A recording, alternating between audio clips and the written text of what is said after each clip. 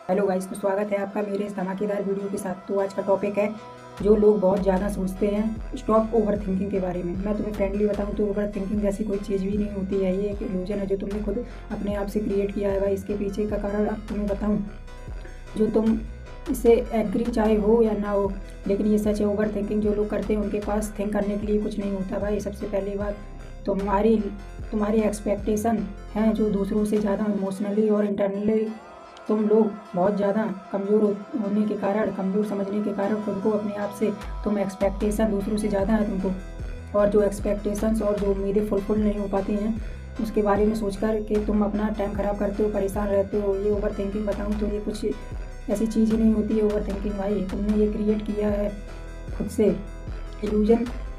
ये एक प्रकार का इल्यूजन है भाई, तुम्हारे द्वारा बनाया गया, और तुम उसी में उलझे रहते हो भाई, उसी में सोचते रहते हो। इसका सबसे बड़ा कारण है ना कि तुम्हारी लाइफ में कोई पर्पज़ नहीं है, कोई तुम्हारे पास टारगेट नहीं है, तुम्हारे पास कोई ऐसी चीज़ नहीं है जहाँ तुम थिंक कर पाओ दूसरी जगह भाई। वो पर्पज़ ना होने के कारण, वो चीज़ें ना हो पाने के कारण तुम ओवर थिंकिंग में चले जाते हो और ओवर थिंकिंग ही करते रहते हो भाई।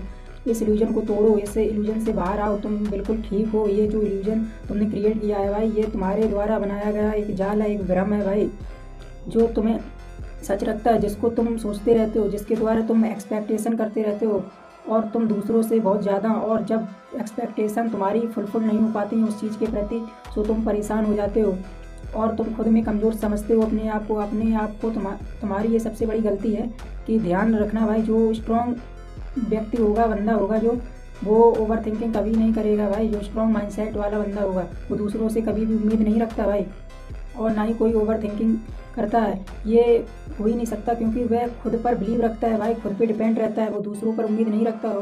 खुद की प्रायोरिटीज़ जो होती हैं उसके दिमाग में चलती रहती हैं भाई। उसके लाइफ में ओवर थिंकिंग जैसी कोई टाइम ही नहीं मिलता उसको ओवर थिंक करने का भाई। यार, जब तुम्हारी लाइफ में कुछ करने को नहीं होता तो तुम ओवर थिंकिंग में चले जाते हो, करते रहते हो। समझो तुम्हारी लाइफ में एक ऐसा बंदा है, एग्जांपल देता हूँ, जिसको तुम बहुत प्यार करते हो, वो अभी मानो हॉस्पिटल में है, ठीक है, और तुम बहुत बड़े ओवर थिंकर हो और उसके पास में तुम हो और कोई भी नहीं है, और अभी तुम एक बोतल खून की तुमको उस वक्त ज़रूरत पड़ गई, ब्लड की भाई, और वो तुम्हें मात्र 5 मिनट में लाना है ब्लड, मात्र 5 मिनट्स में लाना है वो ब्लड।